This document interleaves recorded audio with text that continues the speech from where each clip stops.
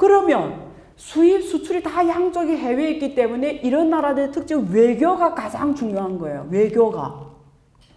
사드 하나 딱 하는 바람에 그냥 끝이 나잖아요.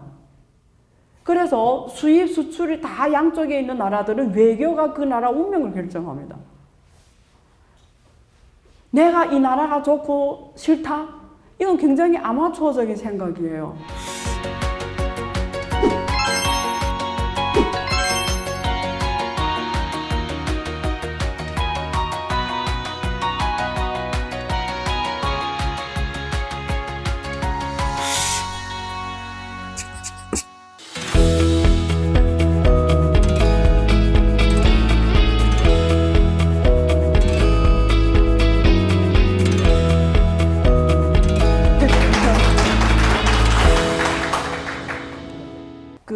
여러분 언론에서 많이 접했던 주제 중에 하나가 미중 갈등이죠. 근데 사실은 많은 분들이 중국이 지금 세계 G2로 성장을 해서 미국과 이런 갈등을 겪는다고 생각하는 분들이 많으실 거예요. 등소평은 사실 중국 78년 계획개방을 이끈 정치 리더이죠. 그래서 등소평이 당시에 생각하고 실행해왔던 정책들을 책 하나에 묶었습니다. 그게 등소평 론집이거든요. 그래서 등소평 론집에 가 보면은 이런 표현이 있어요. 두 번째 줄에 보시면 선진국의 우리에 대한 강한 경계심을 어떻게 다룰 것인가. 등소평이 그 당시에 이미 선진국은 중국에 대해서 경계를 할 수밖에 없다라는 이 의식을 갖고 있다라는 것은 특히 이데올로기적으로 사회주의를 하고 있는 중국에 대해서 이질적인 시선과 그리고 이질적인 문제 해석을 할 수밖에 없기 때문에 그때 이미 선진국이 중국에 대해서 경계심을 갖고 갈 수밖에 없다라는 이런 경고를 중국 국민들한테 말을 합니다. 그 다음에 두 번째는 외교 활동은 이익을 추구하고 해를 피하는 것을 위주로 해야 한다. 외교란 무엇이냐? 외교란. 제가 방송에 많이 출연을 해요. 그러면 제일 많이 듣는 질문이 뭐냐면 미국하고 중국이 갈등을 겪는데 한국이란 나라는 정치적으로는 미국의 친미 성향이고 경제적으로는 친중이라기보다도 경제적으로는 중국에 의존을 많이 하는 상황에서 한국은 뭐 쉬운 말로 하면 우리말로 표현하면 줄을 어디에다 서야 되는 식으로 질문을 해요. 방송에서. 그러면 그때마다 제가 표현을 어떻게 쓰냐면 바보 같은 질문을 하지 말라고 그러거든요. 저는 방송에서 직접 그렇게 표현을 합니다. 적과 친구가 없습니다. 외교라는 거는. 영원한 친구도 영원한 적도 없습니다. 과거 중국과 구소련은 지금의 러시아는 적이었어요. 그래서 미국하고 손잡아서 79년에 수교를 하고 지금까지 40년에 미국 질서 속에 중국이 들어오면서 고속 성장을 해온 거거든요. 그러다가 지금은 미국하고 중국이 갈등을 겪고 또 우크라이나 전쟁이 터지면서 러시아하고 중국이 손을 잡는 양상을 보여줘요. 과거에는 적이었다. 지금 오히려 지금 또 손을 잡아요. 뭘 말하냐면 영원한 적도 영원한 친구도 없습니다. 외교는 줄을 서는 문제가 아니에요. 이익을 추구하고 해를 피하는 것을 말하는 거예요. 그게 제일 똑똑한 나라예요. 한국이란 나라가 주변 국가와 관계가 나쁘면 매일 고통스러워요. 이웃 나라가 좋고 나쁘고를 떠나서 경제적으로 같이 갈 수밖에 없고요. 지리적 운명이 국가의 운명을 결정한다. 그래서 보통은 자기 주변국들하고 경제 관계를 맺을 수밖에 없어요. 그 대단한 나라 미국도 주로 멕시코하고 캐나다하고 관계를 맺거든요. 한국은 역사적으로 현재 미래도 일본, 중국과 경제 관계를 가져갈 수밖에 없어요. 이거는 지리적 운명이 국가의 운명을 결정하기 때문입니다. 그러면 외교 개념이 이익을 추구하고 해를 피하는 걸 위주로 한다고 해석하면 주변 국가하고 관계를 잘해야 되거든요. 그러면서 굉장히 우리가 다시 한번 이 말을 상기할 필요가 있는 것 같고요.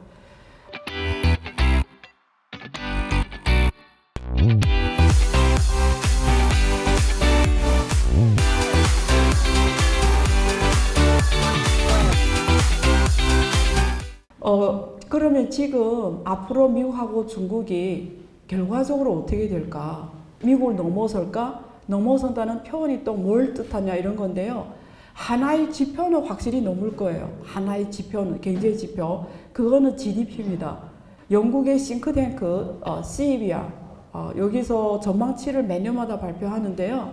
2028년이면 중국이 미국을 제친다고 이미 발표를 했습니다. 그 다음에 또 중요한 그 지표가 1인당 GDP예요. 1인당 GDP는 평균 개념입니다. 그래서 평균 개념은 빈부격차가 큰 나라에서는 굉장히 잘못된 정보를 줄 수가 있어요. 그런데 중국의 절대 규모로는 거의 모든 경제 지표들이 세계 1등에서 5등 안에 들어가요. 그런데 14억으로 나눠버리면 거의 모든 지표가 다 중하위에 가 있습니다. 대표적인 게 1인당 GDP인데요. 여기 지금 그림에서 보면은 중국은 2020년이 시작이 되니까 2035년경이 되면 한국의 2015년 1인당 소득 수준이 돼요. 근데 제가 말씀드렸죠. 평균이라는 개념으로 보면 굉장히 문제가 잘못 보일 수도 있는데요.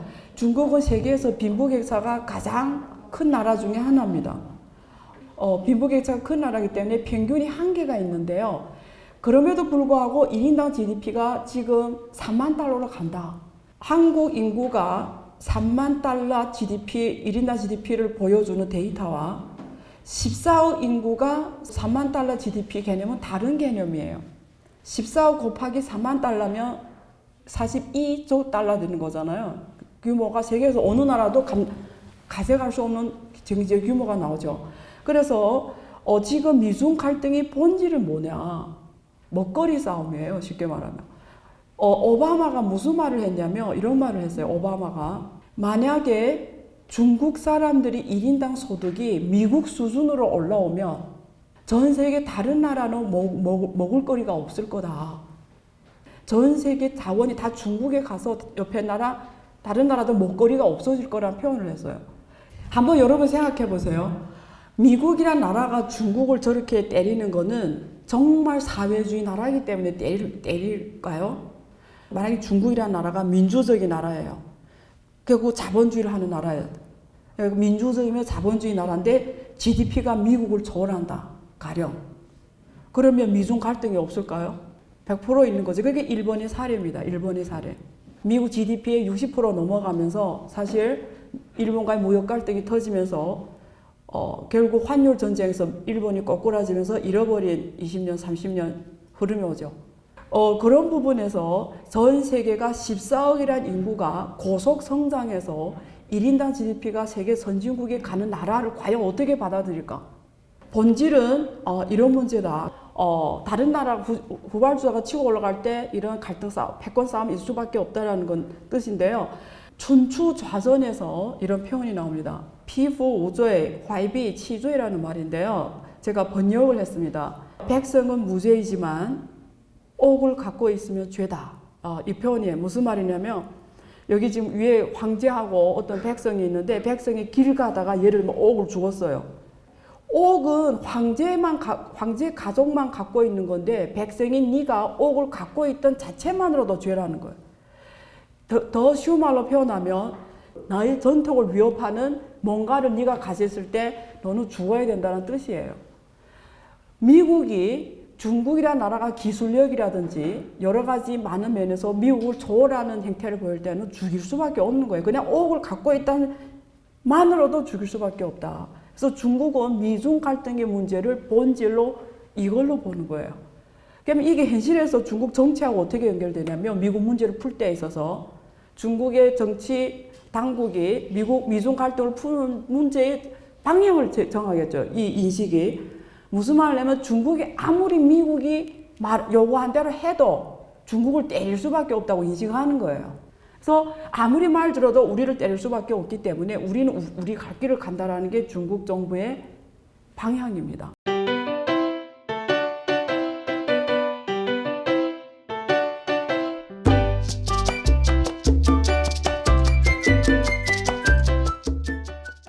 요즘에 러시아 우크라이나 전쟁에 전문가들이 나와서 이렇게 자기 오피니언을 하잖아요. 제가 해석이 다른 사람들과 다르다는 걸 느끼실 거예요. 완전 다르게 해석한다는 걸. 그 확실한 거는 러시아하고 우크라이나 전쟁에서 전 세계가 이제는 확실히 두 질서로 나뉘고 있다는 걸 보여줘요. 그러니까 옛날에는 미국이 절대적 정치, 경제, 지배구조를 정하는 독재적인 존재였다면 이제는 기존의 질서가 무너지고 지금 새로운 질서가 나오기 이전에 혼잡한 옛날의 춘추 전국시대처럼 그런 상황이 펼쳐지고 있고 앞으로 상당 기간 갈 거라는 걸 말해주고 있는데요. 이번에 그 러시아 우크라이나 전쟁이 터지면서 정확하게 질서가 이렇게 양갈래로 나뉘었습니다. 이 아랫단하고 이 윗단. 윗단은 미국이 중심에 있고요. 5개 영어권 국가, 5I 국가라고 하죠. 철저하게 미국 편에 서는 국가들. 저 왼쪽에 다 영어권 국가. 그 다음에 여기 한국, 일본처럼 미국과 동맹 관계를 맺은 국가들. 그리고 친미 성향의 국가들. 이런 나라들이 철저하게 이번에 러시아 우크라이나 전쟁에서 우크라이나 편에 서서 언론을 내보내고 오피니언을 내보내고 한 거예요. 한국도 전체 언론이 다 우크라이나 중심으로 내보내고 있거든요. 근데 한국은 러시아하고도 엄청난 경제 관계를 맺고 있어요. 근데 정치적으로는 지금 전쟁을 다루면서 무조건 우크라이나 측에서 다루고 있어요. 굉장히 편향된 방향으로 다루고 있고요.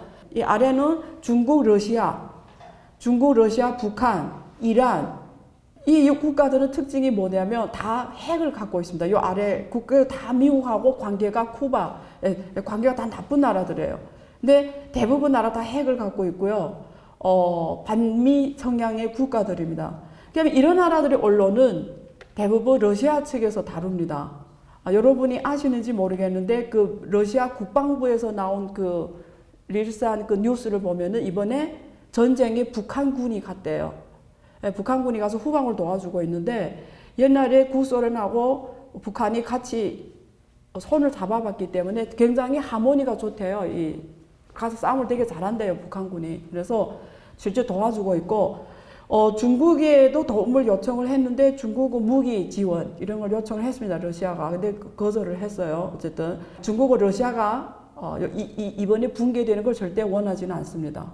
러시아 붕괴는 중국에 대한 너무 큰 위협이 되기 때문에 지금 이해상충 문제가 중국 당국한테 펼쳐진 상황인데 어쨌든 중국에서 나온 언론은 러시아 중심으로 다루고 있어요. 그러면 지금 이 양상에서 보면 전 세계 언론이, 왜냐면 전쟁이라는 거는 언론전이기도 하거든요. 언론을 장악해야 되거든요, 전쟁은. 근데 보면은 우크라이나가 우세일 수밖에 없어요. 왜? 미국이 지원하기 때문에. 저 5I 국가들이 지원하기 때문에. 그래서 언론 싸움에서 러시아는 이미 질 수밖에 없다는 걸 여기서 볼 수가 있어요. 그러면 앞으로 중국하고 미국이 예를 들면 비슷한 전쟁을 치룬다. 예를 들면 대만에서 치룬다. 이러면 정확하게 이런 양상이 펼쳐질 거예요. 그래서 지금 전쟁이 아니더라도 글로벌적으로 언론 싸움에서 중국은 미국에 진 거예요. 지금 보면 이길 수가 없어요. 중국에 대해서 대부분 국가들이 나쁜 뉴스만 다룬다는 이야기를 지금 해드리는 거예요.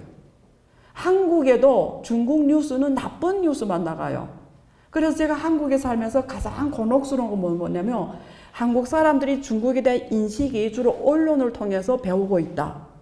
현장은 모른다.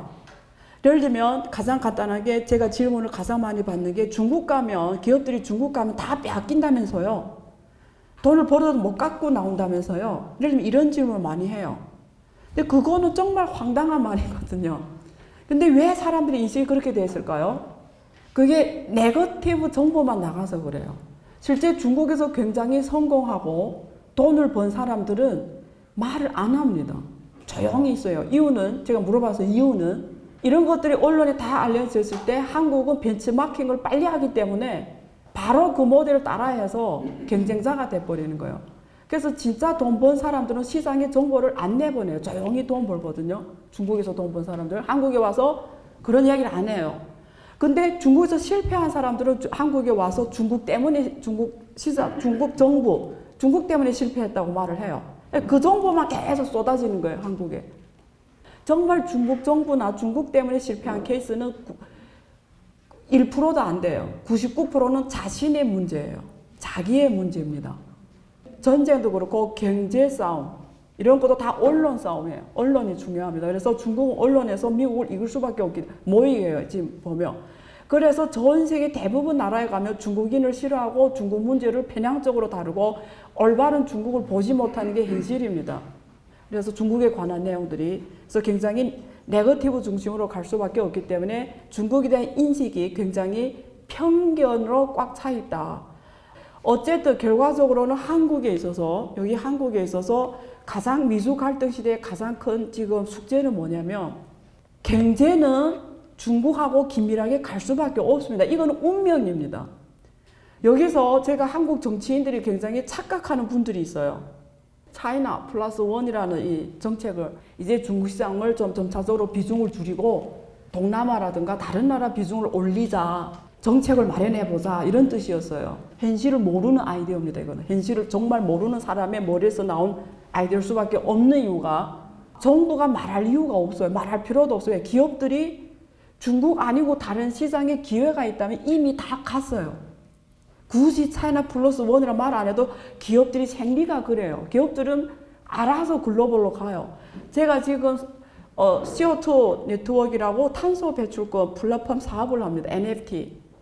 NFT로 탄소 배출권 거래 플랫폼을 개발하는 사업을 하는데 그걸 법인을 미국에 만들었어요. 그리고 시장은 동남아도 하고 다 해요. 그러니까 무슨 말이냐면 기업들은 태생부터 글로벌하게 할 수밖에 없어요. 근데 거기다 대고 뭐 차이나 플러스 원 해라 마라 정부에서 할 얘기가 없어요. 알아서 할 거고요. 기업들이. 만약에 중국 시장 비중을 줄이고 다른 나라를 갈 수 있는 공간이 어느 만큼 크냐 이래 봤더니 시장은 어떻게 되어 있냐면 이미 중국 기업들이 동남아를 예를 들면 동남아에서 중국 기업들이 시장을 다 장악했더라고요. 중국과 한국 기업들이 굉장히 치열하게 경쟁 이미 시작을 했더라고요. 중국 시장을 비중을 줄이겠다 해서 줄일 수 있는 문제 아니라는 얘기를 드리는 거예요. 이거는 시장에서 결정하는 거지 정부가 결정하는 게 아니고 누가 오피니언 리더가 결정하는 문제가 아니다. 경제는 아까 미국이 주로 멕시코하고 캐나다하고 경제 무역 관계를 발생하는 것처럼 국제무역 이론에 그런 게 나옵니다. 1km, 거리가 1km 떨어질 때마다 무역이 얼마나 감소한다는 이론이 있거든요. 주로 경제관계는 주변 국가하고 할 수밖에 없어요. 한국은 만약에 중국을 통하지 않으면 중국하고 관계가 나빠지면 북한하고 통일을 해도 섬나라 운명에서 벗어나지 못합니다. 그래서 중국과의 관계 문제는 내가 중국을 좋아하고 나빠하고 이념이 어떻고 안 어떻고 이런 문제가 아니라 지리적으로 봤을 때 섬나라 운명에서 벗어나려면 외교라는 개념을 잘 동원해야 된다. 세련된 외교가 대한민국의 미래를 결정한다. 외교란 이익을 극대화하고 해를 최소화하는 거다. 적이냐 친구냐의 문제가 아니다. 줄을 서는 문제가 아니다. 그게 똑똑한 나라다라는 말씀을 드리는 겁니다. 지금.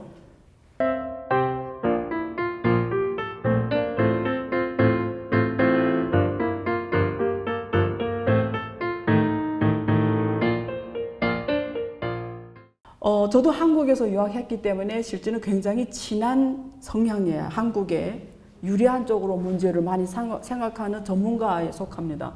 왜? 한국에서 공부했기 때문에요. 미국에 유학 가면 친미 성향이 두드러질 수밖에 없어요. 이건 정상입니다. 한국이 지금 주요 메인 계층에 있는 분들이 미국에서 유학하던 시대는 어느 시대였냐면 주로 80년대. 근데 그때 미국과 지금 미국이 다르다라는 거를 변증법적으로 인식하지 않고 계세요. 그때 인식이 지금 인식 그대로 돼 있어요. 예를 하나 들면 이겁니다. 우리가 보통 경제학에서 한 국가의 생산 효율성을 보는 지표로서 이 지표를 봅니다. 지금 여기 분모는 debt, 부채를 말합니다. 분자는 GDP입니다. 새로 만들어진 부가가치죠. 수입말로 해석하면 하나의 한 단위의 부채를 일으켜서 만들 수 있는 새로운 경제 가치가 얼마냐 이거예요. 이게 우리 개인, 우리 가족, 우리 기업, 우리 국가 똑같이 이 지표가 중요해요. 우리 개인으로 봤을 때 혹은 기업으로 봤을 때 부채를 일으키지 않고는 절대 부자가 될 수가 없어요. 제가 학교에서 학생들한테 강의할 때 부채가 없어요. 그러면 그 말은 이코 잘 살지 못한다는 말하고 똑같아요. 여기서 말하는 잘 살지 못한다는 건 먹고 사는 문제가 해결이 안 됐다는 뜻은 아니고요. 내가 굉장히 재무적 자유를 이루려면 부채 개념을 동원하지 않고는 절대 잘 살 수가 없어요. 그러니까 부채가 없는 거는 자랑스러운 일이 아니에요. 국가도 똑같아요. 부채를 일으키지 않고는 그 국가가 강한 국가가 될 수가 없어요. 미국이 세계적으로 경제 최고 강국이 될 수 있는 거는 자본시장이 발전했기 때문이에요.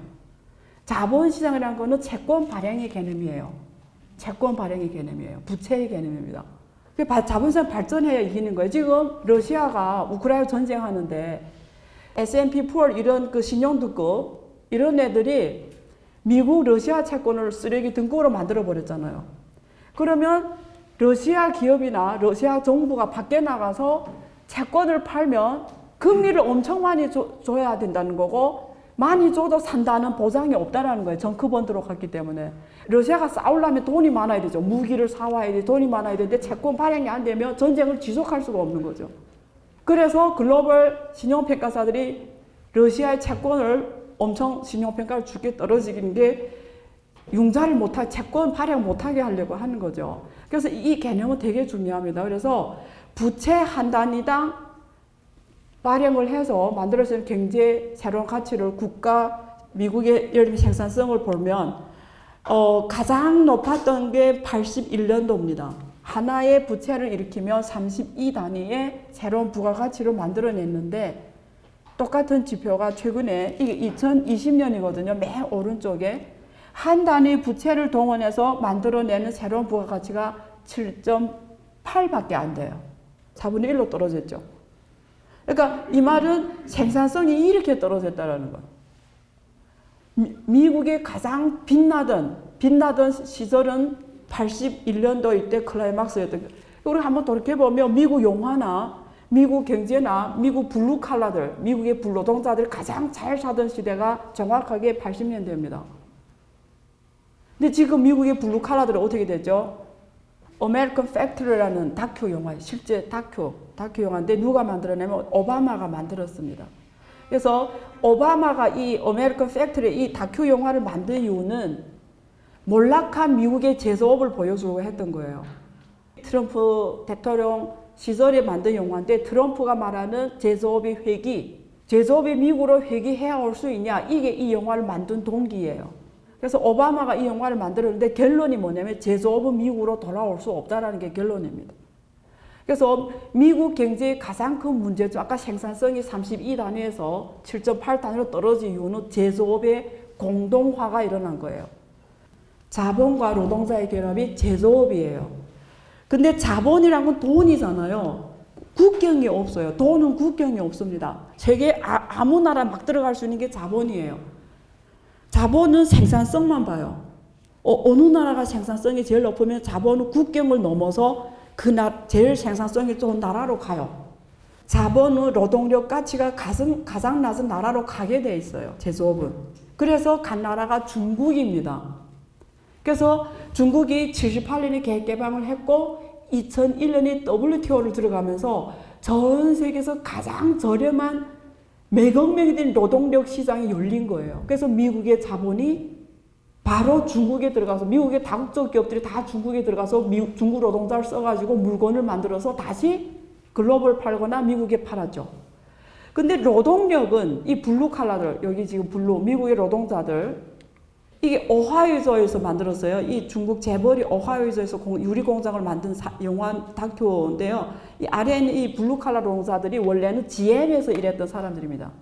근데 GM이 이 오하이오주에서 파산하면서 중국의 재벌이 들어갑니다. 자동차 앞에 그 유리 있잖아요. 앞에 유리 세계 시장의 70%를 이 기업이 합니다. 그래서 이 재벌이 그 GM이 있던 공장에 이 공장을 세워서 GM에서 일했던 이 2,000명의 노동자를 흡수합니다. 그래서 이 재벌 기업이 들어가기 전에 이 동네가 몰락을 했어요. GM이 없으면서. 그러다가 이 유리 공장이 들어가면서 이 사람 다시 흡수하면서 막 이 사람들 희망에 차 있습니다. 저기 여기 위에 미국 노동자 나오죠. 굉장히 프라이드를 가진 미국인이었어요. 근데 새로 일자리가 생겨서 굉장히 감사하게 생각하면서 시작을 하는 이런 다큐가 영화인데 결국은 결론적으로 어떻게 되냐면 돈을 못 벌어요. 계속 적자. 이유는 계속 시위를 하는 거예요. 노동자 시위, 인권 문제, 시위 계속하고. 왜냐면 예를 들면 이런 문제 때문에 시위를 해요. 똑같은 유리 공장을 중국에도 만들고 미국에도 만들었는데 그 유리잖아요. 그러면 중국 한 사람이 들었다 이쪽에다 옮겨 이렇게 공정에 이렇게 옮겨 놓는데 처음에는 미국 노동자들이 일할 줄 모르니까 이 중국 사람하고 1대1로 이렇게 매칭 시켜놨어요. 배아조라고. 그래서 중국 사람하고 같이 이렇게 유리를 이렇게 옮깁니다. 원래는. 그런데 후에 익숙해지니까 우선 미국인들이 우선 노동자들이 혼자 옮겨. 그래서 혼자 이렇게 옮기게 하니까 바로 인권 탄압이라고 시위를 합니다. 왜 둘을 옮기던 걸 한 사람 옮기게 하냐. 이런 식이에요. 그래서 시위를 계속하고 노동조직, 노조를 만들겠다 하고 이러면서 갈등이 폭발합니다. 그래서 결론적으로는 이 초도왕 재벌이 어떻게 하냐면 다 잘라버려요. 노동자들을. 그리고 기계 로봇으로 대체해버립니다. 그래서 바로 흑자를 실어내요. 그래서 결론이 뭐냐면 미국 노동자들이 로봇보다 못한 거예요. 그래서 이 오바마 이 영화의 결론은 뭐냐면 제조업이 돌아올 수가 없다는 거예요. 미국에. 왜? 노동자의 경쟁력이 안 된다는 거예요. 그래서 그 미중 갈등이 폭발했음에도 불구하고 미국 상공회의소에서 중국에 들어간 미국 기업들을 설문조사했어요. 중국에서 철수할 거냐? 다 철수를 안 한다는 게 답이었어요. 그래서 왜냐면 이게 노동자는 국경을 못 넘잖아요. 미국인이라는 국적이 있고 가족이 있고 또 문화 이런 것 때문에 나라를 못 넘는데 자본은 분리가 돼서 해외로 나갈 수 있으니까 미국은 중국이 계획 개방하면서 전 세계 글로벌 경제 질서가 만들어지면서 가장 큰 타격받은 게 미국 블루칼라들이었다는 거죠. 미국이 생산성이 이렇게 떨어진 이유는 앞에서 우리가 본 미국의 생산성이 이렇게 떨어진 이유는 바로 제조업이 공동화가 일어났기 때문에 미국은 생산성이 4분의 1로 반토막이 났던 거고요. 앞에서 말한 그 현상이 주식시장에서 그대로 나타납니다. 이게 주식시장, 미국 주식시장인데요. 여기 빨간색이 보이죠? 빨간색이 미국의 인덱스입니다. 주가지수. 그래서 이 주가지수가 계속 우상향하는 걸 보여주잖아요. 빨간색이. 만약에 주가지수가 이러면 한국의 코스피가 한번 그려보세요. 이런 그림이 안 나옵니다. 그래서 전 세계에 이렇게 예쁘게 계속 장기 거의 몇십 년 동안 이렇게 우상향하는 그림을 그릴 수 있는 나라는 굉장히 많지가 않은데요. 미국이 이렇게 예쁘게 우상향하는 그림을 그린다는 건 뭐냐면 아무 때 투자해도 돈 번다는 거예요. 아무 때 투자해도. 단타만 안 치면, 샀다 팔았다만 안 하면. 그래서 워린 버핏 같은 사람이 세계에서 부자가 된 겁니다. 그래서 인덱스가 미국에서 미국 시장에 투자하면은 장기로 갖고 가면 거의 돈을 벌어요. 근데 이렇게 예쁘던 인덱스를, 이렇게 예쁘게 올라가던 인덱스를 우리가 시장에 돈이 얼마 풀렸냐를 보는 지표가 3개가 있는데 그 중에 가장 많이 쓰는 지표가 M2입니다. 돈이 얼마 많이 풀렸냐를 하는 유동성 지표가 M2거든요. 그 M2를 저 인덱스 값하고 나눠버리면 분모에다 M2, 분자는 인덱스로 나눠버리면 위에 파란색으로 변해버려요. 빨간색이. 여기 네모칸 친 부분에 2008년에 대폭락하죠. 그래서 2008년에 대폭락해서 지금까지 회복이 안 된 걸 볼 수가 있어요. 맞죠? 2008년에 대폭락하고 이렇게 옆으로 가는 그림이 파란색인데 빨간색은 유동성을 보기 이전에 빨간색이 계속 올라가는 거죠. 인덱스가 올라가는 거인데 나누어준 돈으로 보니까 대폭락하고 올라가지가 않았어요. 뭘 말하냐면 2008년 이후로 저렇게 예쁘게 올라간 빨간색 인덱스는 미국 기업들이 생산성이 좋아서 기업 이익을 많이 내서 주가가 올라간 게 아니고 돈을 찍어내서 올려보냈다는 사실이에요. 돈을 찍어서. 2008년에 Q1, Q2, Q3 세 번의 양적 완화를 합니다. 그리고 이번에 코로나 터지면서 2배 넘는 돈을 찍어내요.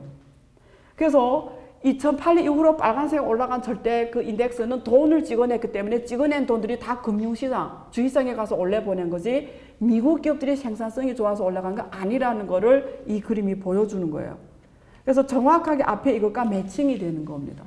그래서 과거 40년 미국은 이렇게 생산성이 곤두박질 주고 전체 나라 경제가 금융시장으로 가버렸다.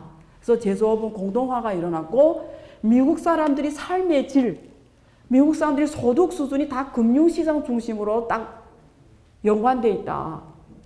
예를 들면 미국의 주식시장이 대폭락하잖아요. 붕괴가 되잖아요. 미국 사람들이 국민연금, 국민연금 바로 수익성이 바닥이 나면서 미국 사람 노후가 보장이 안 돼요. 주로 주식시장에서 갖고 있기 때문에 자산을. 그러니까 미국 사람의 삶의 질이 주식시장하고 딱 연관돼요. 미국은 주식시장이 무너지면 안 되는 거예요, 절대. 근데 왜 미국 시장이 저렇게 계속 올라갈 수밖에 없어요? 전 세계 돈이 러시아, 우크라이나에서 전쟁이 터진다. 이런 글로벌 질서가 불안하면 돈들은, 자본들은 안전자산을 선호하기 때문에 다 미국에 들어갑니다. 그래서 미국에 들어가서 뭐 하겠어요? 미국 국채를 사든지 주식을 사겠죠. 그래서 이렇게 올라가는 거예요. 그래서 제가 러시아 우크라이나 전쟁을 해석하면서 이런 말을 쓴 적이 있어요. 달러가 기축 통화가 있는 한 전쟁은 없어지지 않을 거다. 왜? 세계가 불안해야 늘 밖에 있는 돈들이 미국 시장에 들어갈 거고 그런 돈이 미국 시장 가야 주식 금융시장에 올라갈 거니까. 그래서 미국 경제의 본질은 이겁니다. 중국 경제의 본질은 뭐냐면 부동산이에요. 부동산이 무너지면 중국 사람 삶의 질이 다 무너지는. 중국의 상장 기업들이 대부분이 다 부동산에 투자했고요. 중국 금융, 증권, 보험 다 부동산에 투자했고요. 중국 개인들, 가게 다 부동산에 투자했어요. 부동산 무너지면 소득이 바로 바닥이 나고 경제의 근반이 흔들리는 거예요.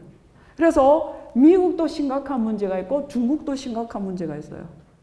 그래서 제가 이런 표현을 썼습니다. 미중 갈등의 승자는 누구냐? 누가 더 빨리 국내 문제를 해결하는 나라가 승자가 되는 거예요.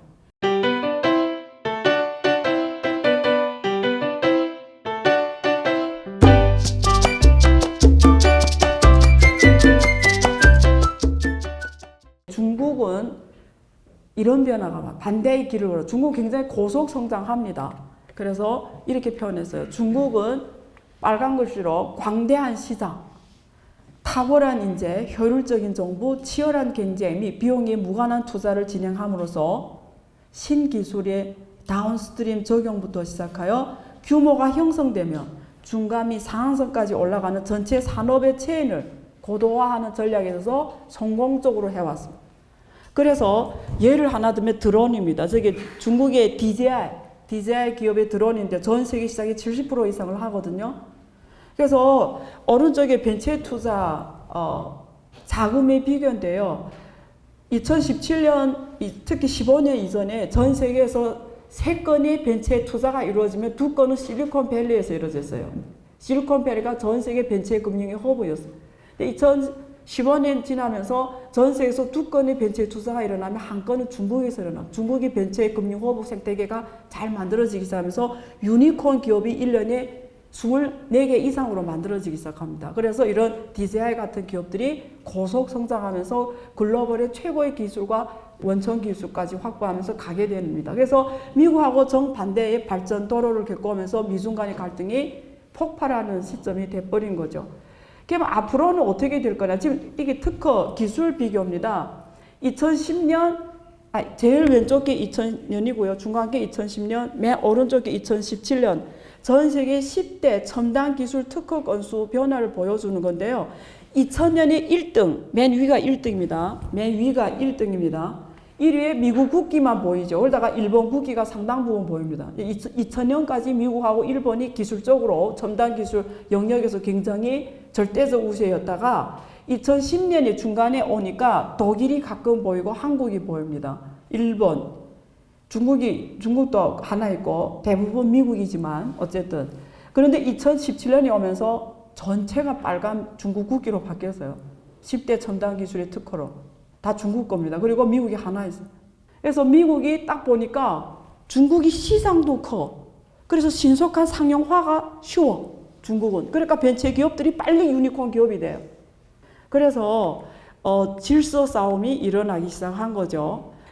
이게 우리가 부가가치가 예를 들면 스마트폰이 200만짜리다. 200만 스마트폰이다면 그 200만짜리 물건이 만들어지는 부가가치를 그림으로 표현한 겁니다. 그래서 왼쪽의 그림을 보면 미국은 이 실선이 미국의 밸류체인이고요. 밑에 점선이 중국의 밸류체인인데요. 중국은 대부분 부가가치를 어디서 만들어내면 제조에서 만들어냅니다. 그래서 무슨 말이냐면 중국은 노동은 많이 했는데 돈은 못 벌었다는 거예요. 왜? 주로 부가가치가 나서 생산에 있었으니까. 기술 쪽이 아니었으니까. 근데 앞에서 지금 2017년 그 특허 건수를 보듯이 중국은 그래서 기술 강국을 가야 되겠다 해서 왼쪽으로 오기 시작했죠. 그래서 와, 중국이 시장도 큰데 기술까지 갖고 가, R&D 허브까지 돼? 이런 뭐 이기는 거예요. 그러니까 위협감을 느끼면서 중국을 견제할 수밖에 없게 된 거고요.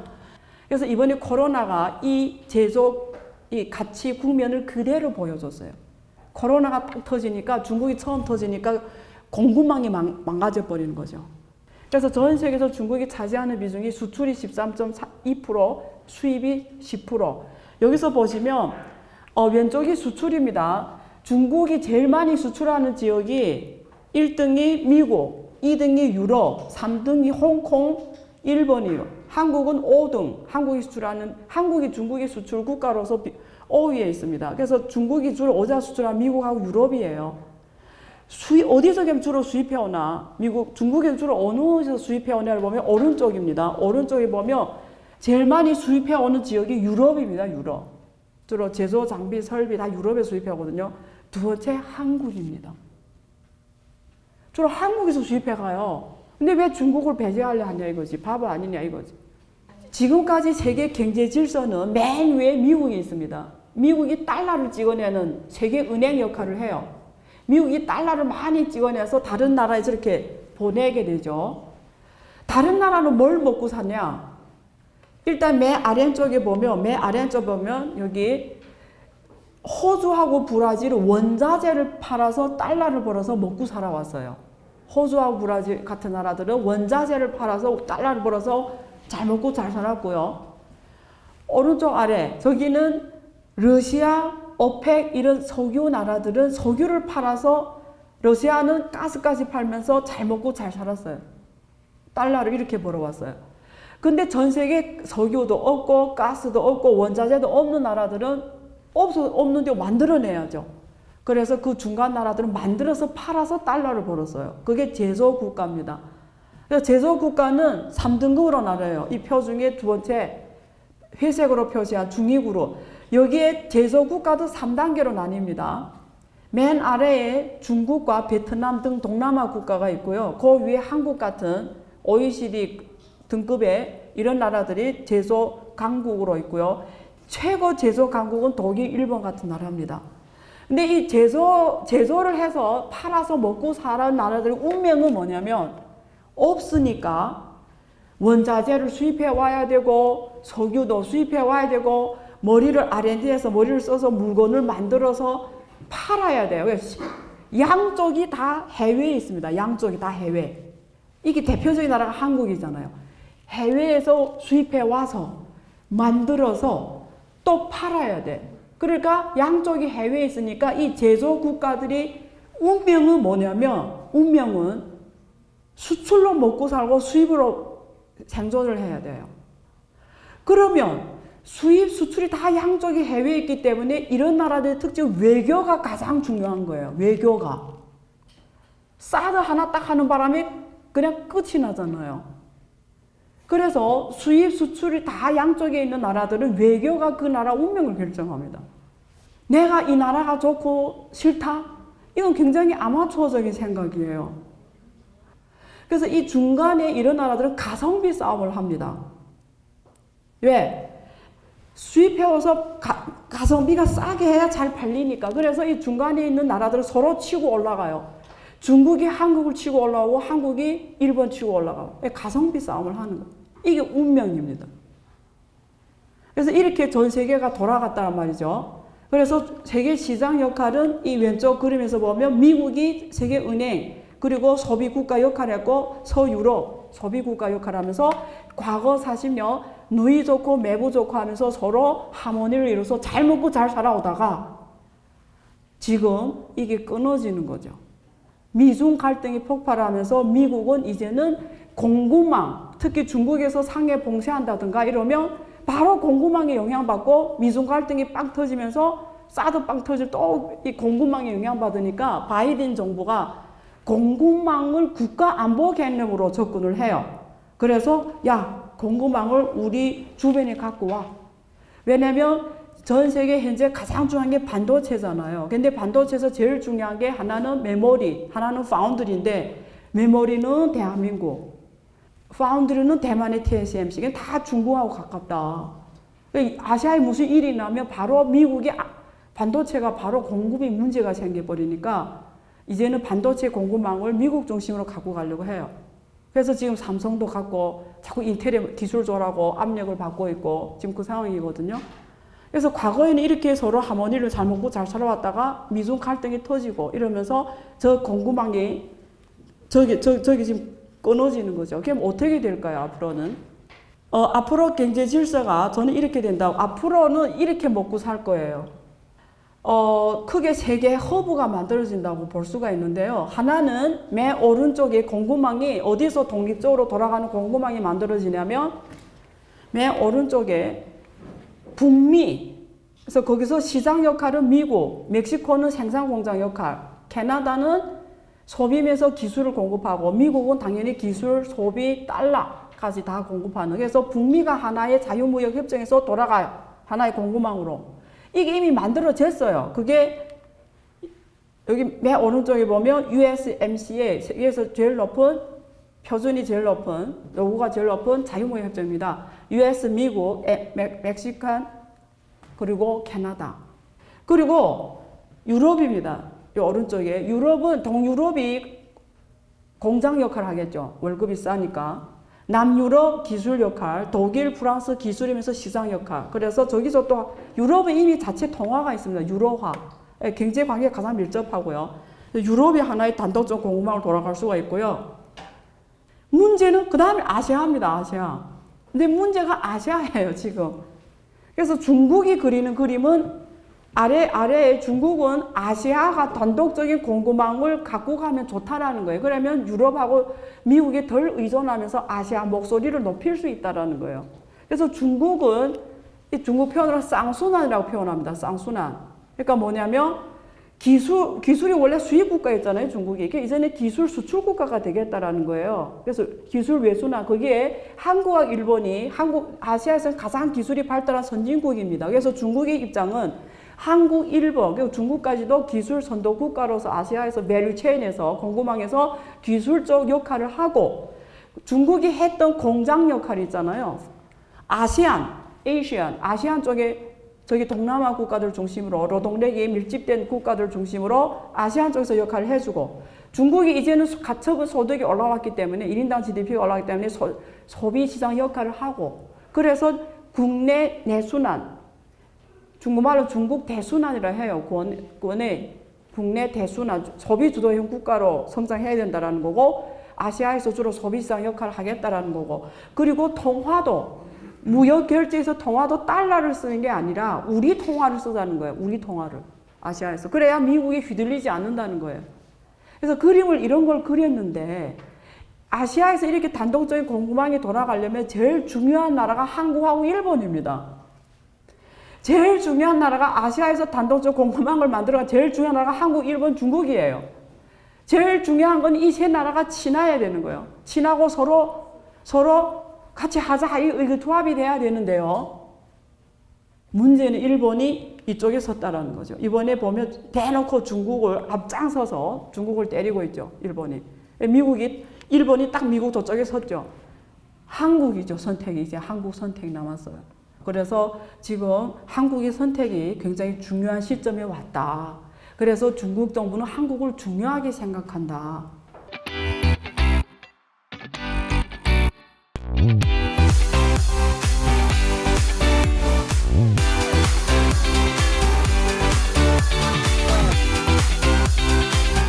중국 사람들이 한국의 소비시장으로서, 중국이 소비시장 역할을 한다 이랬잖아. 앞에서 이제 밸류체인에서. 가장 대표적인 사례가 이 성형입니다. 중국은 나이를 말할 때 한국은 학번으로 말하잖아요. 90학번, 91학번. 중국은 70 이후, 80 이후, 90 이후 이렇게 말해요. 80 이후라는 건 80년대 이후 출생만, 80, 81, 82, 83, 89까지. 90 이후 출생이 90년부터 99년까지 출생 인구가 2억 명입니다. 20대 중반부터 30대 중반 그 사이에 있는 출생 인구가 2억 명인데요. 여성이 9천만 명, 남성이 1억 1천만 명입니다. 근데 그 중에 1000만 명이 성형수술을 했어요. 대부분 한국에 와서 합니다. 저 사진 들고 와서 해요. 야, 이거 이렇게 만들어 달라고. 그러면 여기 성형외과 원장들이 될 수 있다 이러고 만들어줘요. 지금 보면 9천만 명 여성 중에 1000만 명이 왔으니까 앞으로도 8천만 명이 올 거예요. 근데 이분들은 현금으로 결제해요. 한국 성형병원에서는 이렇게 점을, 성형수술하는데 점을 빼주는 거는 서비스잖아요. 근데 그 서비스를 했다고 팁을 40만씩 주고 가요, 현금으로. 그래서 앞으로 8천만 명 올 거니까 한국 병원들은 걱정 안 해도 돼요. 그러니까 예를 들면 이게 한국에서 중국의 시장이라는 역할인 거예요. 그래서 이게 기업한테는 어떤 부가가치를 나타내냐면, 저는 자본시장 쪽에 있는 사람이잖아요. 지금 가르치는 게 재무관리 투자를 중국 자본시장으로 가르친단 말이에요. 투자를 하는 사람, 투자 쪽에 있다 보니까 가장 우리 기업의 가치를 논하거든요. 한국 기업들이 중국 시장을 옆에 두고 있기 때문에 한국 화장품 기업 가치가 엄청 높아요. 프랑스나 미국 기업들이 한국 화장품 기업을 인수할 때 높은 가격을 줘요. 이유는 중국 시장이 옆에 있기 때문이에요. 그래서 한국 기업들이 우리가 퍼라고 하죠. 퍼가 굉장히 높아요. 이유는 중국 시장이 있기 때문이에요. 중국 시장 안 한다 이러면 값을 못 받아요. 퍼가 15배였다가 5배도 못 받습니다. 이게 본질이에요, 이게. 그러니까 어떻게 해야 돼요, 기업들은? 어떤 행동을 해야 되겠죠? 중국 시장을 개념으로도 업어야 되는 거예요. 뒤에 중국 시장이 있다와 없다가 자본시장에 갔을 때 하늘과 땅 사이라는 거예요. 이게 왼쪽에 보면 이게 한국 상장 기업이에요. 카이노스메드라고 상장 기업인데요. 에이즈병 치료제를 만듭니다. 그래서 기술이 굉장히 좋은가 봐요. 그래서 중국의 아이디어에 민간 기업으로서 가장 큰 기업 중에 하나인데, 와서 카이노스메드 회장님을 찾아와서 중국에다 50대 50으로 합자를 만들자, 이렇게 제안을 했는데요. 한국의 바이오 기업들이 주주들이 주로 사모펀드예요. 사모펀드의 매니지먼트 하는 사람들 주로 미국에서 유학한 사람들이에요. 금융에 있는 사람들은. 이 사람들은 중국에 대해서 편견을 딱 갖고 있는 사람들이에요. 그래서 중국에 들어가면 안 됩니다. 다 빼앗깁니다. 그래서 주주들이 반대해서 합자를 못 했대요. 그래서 보냈대요. 가라. 그래서 갔는데 또 찾아왔대요, 이 기업이. 그래서 그러면 중국에 라이센싱 해주십시오, 이랬대요. 라이센싱 해줬대요. 그래서 라이센싱 해서 만들어서 기업이 상장했는데, 오른쪽에 보면 이 기업이에요. 이 기업이 2020년 7월 20일에 상장했는데요. 왼쪽에 한국 기업은 상장한 역사가 되게 깁니다. 근데 시가총액이 4천억 원화. 오른쪽이 똑같은 그 개념으로 중국에서 상장했는데, 중국 기업이죠. 라이센싱 받는 중국 기업이 상장했는데, 상장한 지 며칠 만에 기업 가치가 2조. 2조 아니고 4조. 정확하게 공 하나의 차이입니다. 그거 아세요? 모든 시장이 중국하고 한국 시장 차이가 정확하게 공 하나의 차이예요. 정확하게 공 하나의 차이예요. 모든 시장이 그래요. 한국이 100억 시장이면 중국은 1000억 시장. 정확하게.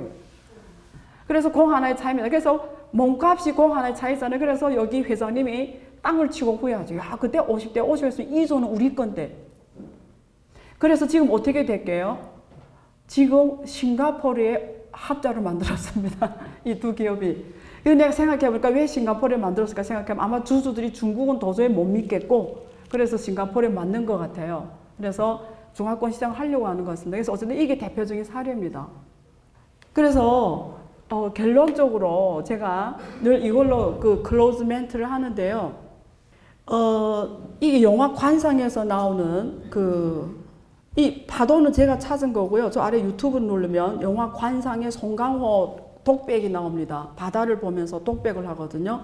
그래서 관상을 보는 관상가로 나오는데, 수양대군의 관상을 잘못 봤죠. 얼굴이 흉악해서 왕이 될 상이 아니도다 했는데 왕이 됐죠. 어쨌든 수단과 방법을 가리지 않고. 근데 그래서 회의감을 느껴서 바다를 보면서 독백을 하는데요. 표현을 이렇게 합니다. 나는 한 사람의 얼굴을 보았을 뿐, 나는 한 사람의 얼굴을 보았을 뿐 시대의 흐름을 보지 못했네. 파도는 바람이 움직이는 것인데 바람을 보지 못하고 파도를 보았으니 파도를 보지 말고 바람을 봐야 한다. 이런 표현을 써요. 명대사죠. 무슨 뜻이냐면 과거의 글로벌 질서의 바람은 미국이 일으키죠. 미국이 중심이었고요. 미국을 알면 흐름이 보이고 미국의 1등은 세계 1등입니다. 근데 오늘날 여러분들이 인정하든 인정하지 않든 여러분들이 편견이 있든 없든 세계 질서를 일으키는 큰 바람 속에는 중국이란 변수가 들어왔어요. 중국이 적이든 친구든 알아야 합니다. 왜? 나의 운명을 변화시키기 때문에. 개인이든 가게든 기업이든 국가든 중국의 흐름에 의해서 운명이 변할 수가 있는 거예요. 알아야 되죠. 적이면 더 잘 알아야 되겠죠. 그래서 우리가 편견으로 눈뜬 맹인이 되기 이전에 이 바람을 보려면 중국이란 나라를 잘 알아야 되고 중국 시장을 잘 알아야 되고 대응을 해야 됩니다. 그래서 그래야 저렇게 큰 파도 속에서 생존을 합니다. 그렇지 모래알처럼 어디가 흩어져 있는지 찾지도 못합니다. 그래서 저는 대한민국이 과거 한강 기적을 만들었고 세계 OECD 국가로 성장했고 굉장히 자랑스러운 나라고 경제 대국입니다. 한국은. 영토는 작지만 경제 대국이에요. 근데 그게 박정희 같은 위대한 대통령이 나와서 꼭 그렇다기보다도 한국 국민이 대단한 면도 있겠지만 저는 그때 당시 시대의 운명이라고 봐요. 그래서 하늘의 공을 대한민국의 공으로 착각하면 안 된다. 다시 원점에서 시작해야 된다, 한국은. 그래서 다시 글로벌 질서를 점검하고 기업들도 과거의 40년이 아니라 미래 40년의 질서를 다시 한번 보고 다시 대응을 짜야 된다. 아니면 저 파도 속에서 밀려서 죽어도 어디서 죽는지도 모른다. 라는 말씀을 드리겠습니다. 그래서 세계 질서를 읽는 데 도움이 됐으면 좋겠고요. 각자가 자기의 기업 그리고 자기 상황에 맞춰서 지혜롭게 미래를 선도할 수 있는 방안이 나오기를 바라면서 강연을 마치겠습니다. 감사합니다. 네, 말씀